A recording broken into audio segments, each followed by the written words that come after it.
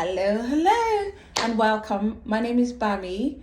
Join me as we speak today about how to keep our children safe in this time, an age where they're so fast with everything, and it seems like they're several steps ahead of us.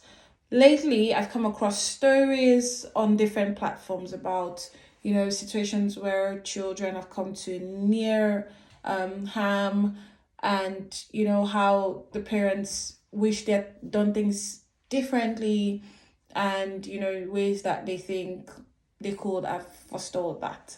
um it goes without saying that our children are very curious beings. They are at a stage in their lives where they want to explore a lot. There's no issues with that. We just need to make sure that that is being done within the confines of safety, right? And in what ways do we engage them to make sure that they are aware that some of their actions could have consequences? For me, wherever it is that we have what we call sort of a safety drill. Like you'd go into like a concert, for example, and the first thing that is told is about how to find the exit. Same thing on planes. Same for us. When we get into a place that we're not familiar with, we try to identify if there was trouble in any form, where would our preferred exits be, right? And we talk about not panicking. We talk about, addressing things that we see, not leaving things until it's too late. Get someone to check it out, right?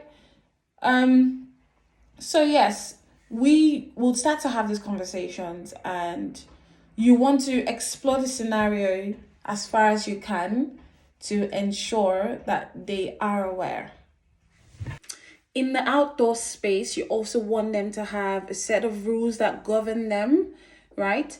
So for example, if we're riding to school or if we're biking to school, even if we're walking, there are certain rules. One, you don't turn corners without the adult, right? Two is you're never like so many steps ahead where it's difficult to catch up to you.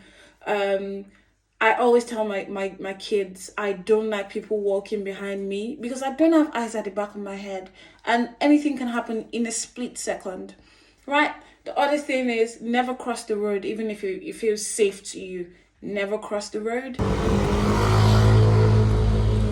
Thinking about keeping your children safe, you also want to make sure that they are not a danger to someone else. So for example, when you go on walks, you see, like, you'll come across like really little children, like babies. You come across the aged people as well, whose control and balance is not great. And I didn't realize how big of a deal falls were until I started living in this part of the world where, it's a little thing and a fall. And what comes with falls is broken bones. And so I tell my kids, I'm like, you don't want to be in a situation where, someone falls, they get a broken bone because of you and have to be in hospital for a long time. So whilst you're trying to keep them safe, you also need to make sure that they are not a danger to anyone else. Fabulous. Now, what other things do we talk about? So let's talk about in the house, right? So wet floors make us prone to slips and trips.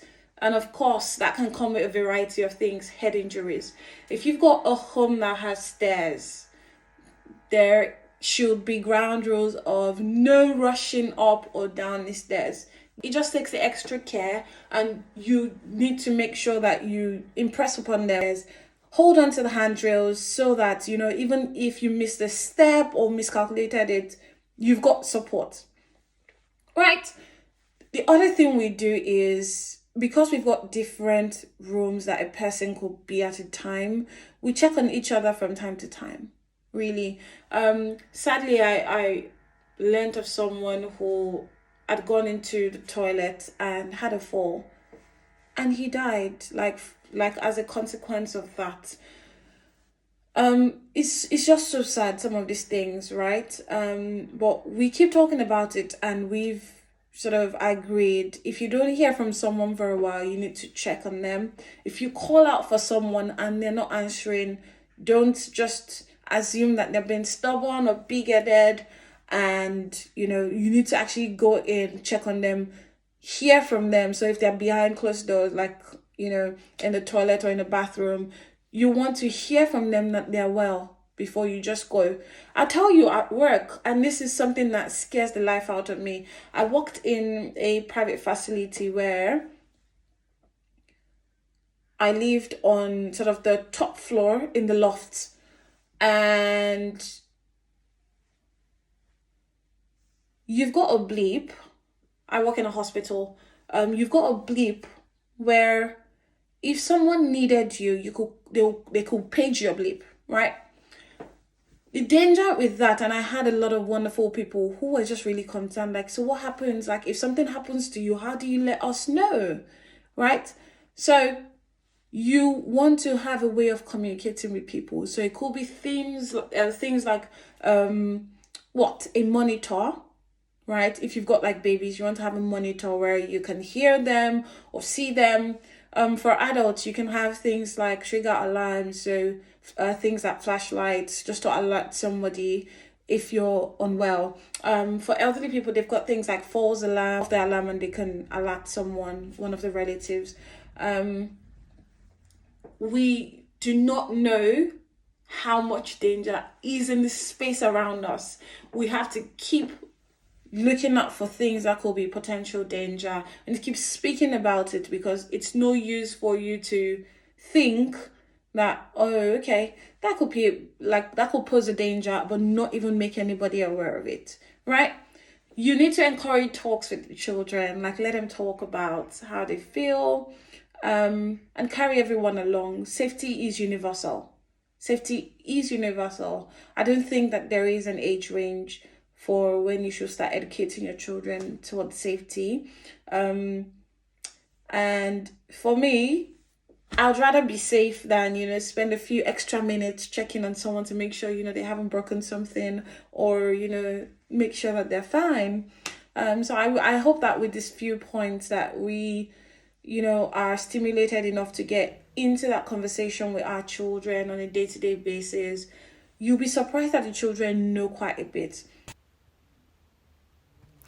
Well, thank you so much for sticking it out with me today. If you found any of the things we've spoken about useful, then please leave a like, comment, and subscribe. Tell me what ways that you keep your children informed about safety whilst you're out and about, and I'll talk to you in the next one. Cheers, bye-bye.